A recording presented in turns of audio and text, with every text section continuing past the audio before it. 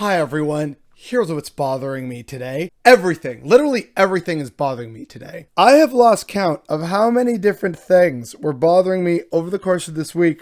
So we're just going to go through the list of all the things I bookmarked and saved. I am not going to be able to fit nearly everything I want to talk about into the title, and that bothers me. Welcome to the Sunday Sum Up, everyone. It's just been that kind of week.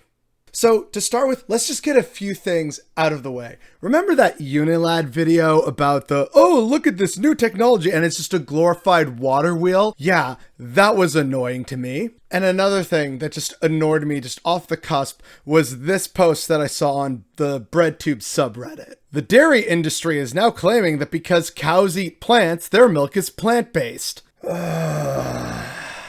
This reminds me of, those other things that you see in the supermarket. And I remember seeing them overseas a bunch too, where it's, yeah, look, this product comes without gluten. And it's like, yeah, I would hope that my can of diced tomatoes doesn't have gluten in it. It's just so absurd. And it just shows that the only innovation capitalism can come up with is branding and advertising. And that is slowly ruining everything. Next up, because, we haven't talked about it in a while, Portland! Far-right extremist groups and anti-fascists battled on the streets of Portland for over an hour. And of course, the cops did nothing, which again reminds us of A, cops are useless, defund them already, and B, you need to form your own protection. But easily the most egregious part was this. What the fuck are you out for, Becca? What the fuck are you out for? What's up there? You see block that in the middle of the intersection? I dare you! That's a dude with an assault rifle patrolling Portland for over an hour, no police intervention. He even pointed it at people. Police are super necessary in keeping people safe. And if you're ever wondering who the police actually protect, they literally tell on themselves on Twitter. Would you rather the rubber bullets? You children have been playing in the streets for too long. Nice to see the tide turn. The police are not there for you. Like, they just admit they're on the side of the fascists. Like, hello? And this is like, what, we're 4 or 5 stories in. We're just getting started, y'all. Phoenix police chief suspended after report found no basis for gang charges against protesters. Now, before we're getting too excited, she was suspended for 1 day. But in any case, Phoenix Police Chief Jerry Williams was given a 1-day suspension after lawyers hired by the city issued a report that heavily criticized her agency's role in a now discredited gang case against demonstrators last fall at a protest against police brutality. That reminds me of the whole Detroit Will Breathe situation where they said, hey, police are kind of bad and we're going to sue them to bar them from the use of excessive force. And the city sued them for civil conspiracy. But again, I'll take some good news where I can find it, right? The report released Thursday said the decision to charge 15 protesters with assisting a street gang was made without seeking input from Phoenix Police's gang enforcement unit. It also said the agency didn't have credible evidence to support the claim that the protesters were a member of an anti-police gang called ACAB. So apparently, if we say ACAB, we're all part of a gang. Welcome to the ACAB gang, everybody. Your gang initiation is to defund the police. And since we still aren't nowhere near done, let's talk about some political corruption, shall we? Rand Paul's wife bought stock in a company that makes a drug used to treat COVID-19 before the coronavirus threat was widely understood. The month prior, the Senate Health Committee, of which Paul is a member, hosted a private briefing on COVID. Yeah, so this is why congresspeople should not be able to buy or trade in stocks. And also, holy crap, the bald-faced corruption. Hey, honey, I just found out about, some stuff about this new virus that's coming out. Here's how we can make money. And we know other senators have done this too. Back in 2020, there was that other asshole from somewhere in the South who did this. And unfortunately, speaking of the coronavirus, guess we got to talk about that a little bit more because, God, this thing just isn't going away. Thank you, capitalism and selfish bastards. We are so tired. Our hospital admins are silently expecting us to push forward in rapidly deteriorating conditions. Instead of retaining core staff the last 18 months, they pushed us away. Our COVID census has now surpassed the peak in 2020 with the skeleton of the workforce we had. Nurses are being pushed to the absolute brink, and no one, not even the Democrats in charge who, supposedly were going to do a better job, haven't done nearly enough of what needs to be done. Children are being hospitalized. ICUs are overflowing. Healthcare workers are being pushed beyond their breaking point. But because there's a Democrat in office, there's only a fraction of the outrage as there was before. something's got to give. Yeah, why isn't there more media outrage at Biden and at the continued COVID crisis that is unfolding across America? Like I pointed out, kids are being hospitalized. ICUs are overflowing. Why won't they criticize Biden and the whole system? Oh, right, because they're their donors and we live in a capitalist hellscape and they have to pay. Right. Sorry, I forgot about that. Capitalism is literally killing Americans and children, and the media isn't doing their job, and people aren't being nearly as pissed off as they should be. And speaking of Biden and the White House, literally the day after the IPCC report was released that basically gave the world the do or die code red warning, oil drops. Pressured by report, the White House will ask OPEC to boost production. We are so fucked.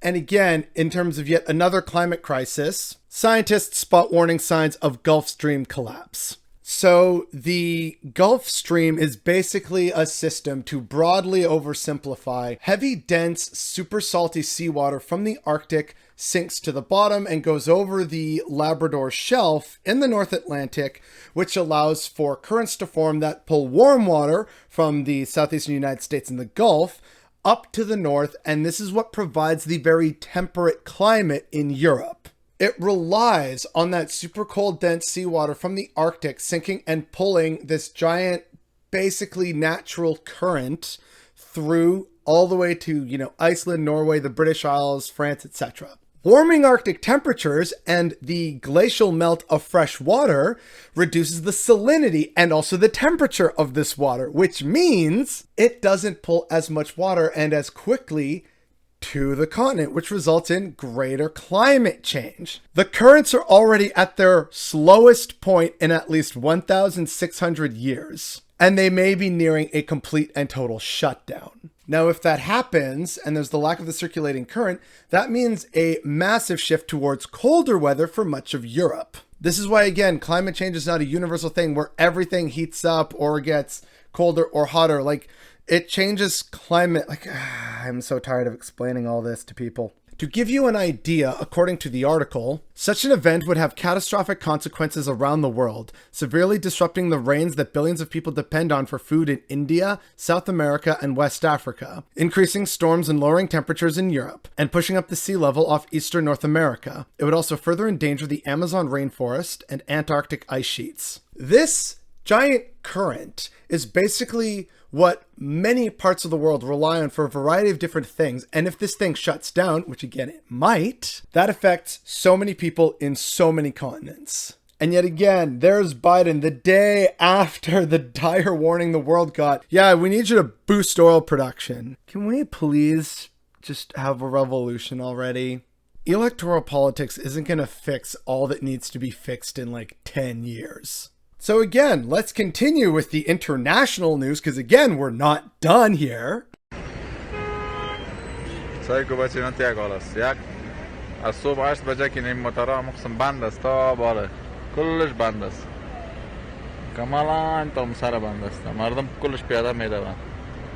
That is a massive traffic jam in Kabul, Afghanistan. People rushing to the airport or just out of town to try and flee across the border, based on reports that the Taliban have entered the city. And some reports from Al Arabiya are saying that the Taliban might even just form a new interim government, and there's talks with them to do that. President Ashraf Ghani has already left the country, allegedly, into Tajikistan. People said 90 days, some people said 30. It's been 6. I have an Afghanistan video kind of in the pipe, and I waver on whether to add some more to it or just not do it at all, because I don't just want to be, again, that foreigner saying we kind of saw the writing on the wall as early as 2010. But I just really feel for all the people in Afghanistan who didn't want the Taliban. You see that so clearly here. We've seen it with interviews with activists in other towns and cities across the country, where they're just having to come to terms with the fact that they or their families or their colleagues might be killed. Their schools might be burned, closed, bombed. It is just so unfortunate. And we're abandoning these people who we promised to help and who also helped us. And racists abound everywhere saying, well, no, we shouldn't take in a single Afghan refugee. Thousands of Afghans helped either try and find bin Laden. They wanted to improve their local station and the situations for their families in their local towns and villages. This is such a complex issue. And so I can't sum it up here. I can't even sum it up in its own video. And I'm just so exasperated by it all. My heart just goes out to the Afghan people who not only had to deal with Western bullshit for 2 decades and indiscriminate bombing campaigns and suicide bombings from the Taliban and retributions and reprisals. And it has been such a tumultuous and bloody time for them. And yet it's so clear that that time is nowhere near over. I'll see if I can find a thread that I saw on Twitter about a woman and an activist who's talking very frankly about what people can do to help the people of Afghanistan. She lists a whole bunch of great ideas. So I'm going to try and find that and put it down below so that some people can have hope and also help people who are going to be in dire need of it. And now, because it wouldn't be a Sunday sum up without talking at least a little bit about the crap that goes on here in Canada, it's Sunday, so we're all eagerly awaiting election news, which means, oh God, I gotta finish working on that liberal dunking video. But we can do a little bit of that now. Again, the day of the IPCC's climate change report, Justin Trudeau had this to say. Climate change is real, and it's affecting every region on Earth. Canada is warming at nearly twice the global rate, with some regions out west and up north warming even faster. We cannot deny this or delay action. Today's report from the IPCC makes that clearer than ever. Dude, you bought a pipeline, and you campaigned and fought hard for 2 more. You also have done next to nothing on the climate portfolio. Your own Minister of the Environment didn't believe that the heat dome was part of climate change. Various members of your cabinet got together with oil industry executives to form a secretive cabal to guide the post-pandemic economic recovery. And, to quote this National Observer article, at a time when climate science demands a rapid transition off fossil fuels, Ottawa approved more than $1.3 billion for oil and gas companies through the Canada Emergency Wage Subsidy. So yeah, on top of all that nonsense, you gave the oil and gas sector $1.3 billion in taxpayer money. You absolute, utter fucking ghoul. How dare you take a knee at climate protests and have the audacity to talk about, oh, we need to do stuff. Well, then actually do stuff. You're the prime minister. You're the guy in charge. Instead, you're trying a power grab election rather than working with other parties who would happily support real environmental policy. The NDP would back it. The Green Party would back it. This is so fucking disingenuous. This and many more reasons, which I will get to in that video, is why you do not deserve any form of government, let alone a majority. And another point against Justin Trudeau and the Liberal government, Canada flouting international law by continuing Saudi arms sales, report says. Justin Trudeau's progressive and we totally love peacekeeping and we're against violence Liberal government is openly flouting international law by continuing to sell arms to the Saudi regime. Yeah, we're super progressive. And that's all the stories, folks. That is this hellish week from across the world, dealing with the pandemic and climate change and corruption and fascism. And I don't know, like I said, I've lost count. And these are just the things that I came across. Imagine how much stuff happened that I didn't know about, that you didn't learn about. There's so much of that out there, and yet there was all this stuff that I could make and cobble together this video from. Outside of the regular videos that I made throughout the week, that's how much terribleness is out in the world. But before we get too doomer, this is all fixable. We can fix the climate. We just need urgent action now. Desperate times call for desperate measures. We here in Canada have an opportunity now to actually hold our government to account based on all its broken promises and its lies and its misleading statements and directives. We can stand in solidarity with other progressives and activists from around the world and help the people of Afghanistan. We can pressure governments and businesses. We know where their offices are. Half of us work for them. We've seen openly that the police won't actually protect us and the people we care about, so we need to figure out ways of doing that on our own. If our people in positions of power and government won't hold people accountable, then it's up to the people and our communities to do so in the wake of that total failure and rejection of responsibility. We can do good, meaningful things. We still have time, but we have to be brave enough to act.